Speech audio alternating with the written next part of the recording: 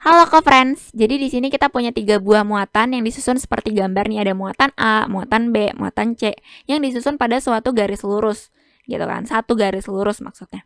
Nah, yang ditanya adalah gaya kolom yang dialami sama muatan B. Gaya kolom itu adalah gaya yang timbul jika ada 2 muatan atau lebih yang berdekatan, gitu. Bisa tarik-menarik ataupun tolak-menolak. Nah, kapan dia bakal tarik-menarik? Yaitu ketika muatannya itu berbeda jenis. Jadi misalkan satunya itu positif, satunya itu negatif, maka gaya yang timbul akan tarik-menarik. Kapan dia bakal tolak-menolak? Kalau muatannya atau Q-nya itu sejenis, sama-sama positif atau sama-sama negatif gitu. Nah, sekarang kita lihat ya ke soal.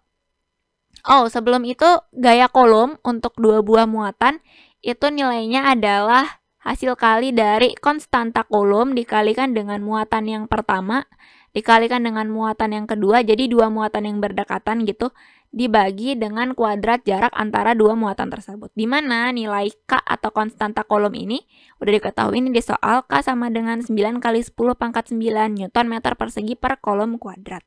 Dengan 1 mikrokolom itu sama dengan 10 pangkat negatif 6 kolom.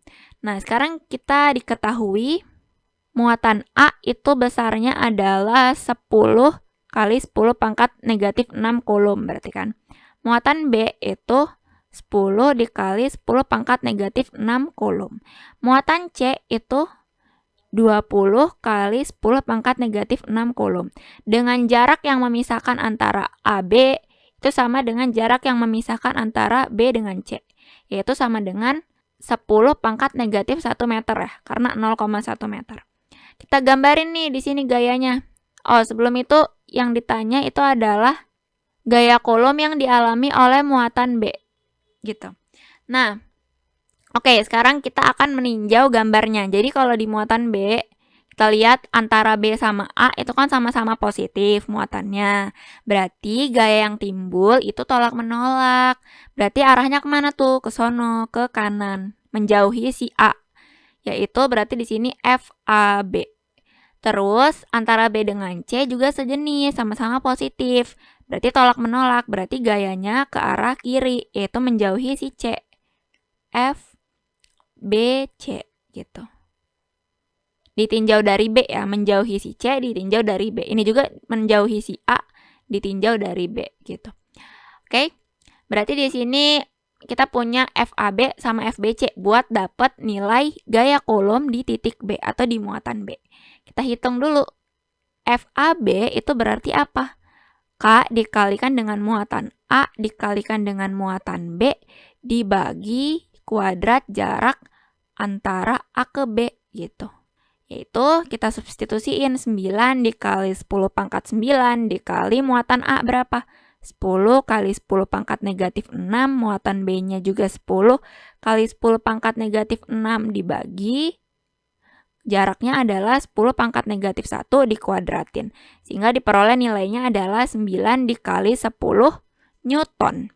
Kemudian FBC itu adalah K dikalikan dengan muatan B dikali muatan C dibagi RBC kuadrat atau jarak yang memisahkan antara muatan B dan muatan C dikuadratkan, yaitu sama dengan 9 kali 10 pangkat 9 dikali muatan B berapa? 10 kali 10 pangkat negatif 6, muatan C nya berapa? 20 kali 10 pangkat negatif 6 dibagi 10 pangkat negatif 1 dikuadratin, yaitu sama dengan 18 dikali 10 Newton. Nah, kita lihat nih, tarikan ke kiri atau FBC-nya ya, 18 kali 10 Newton.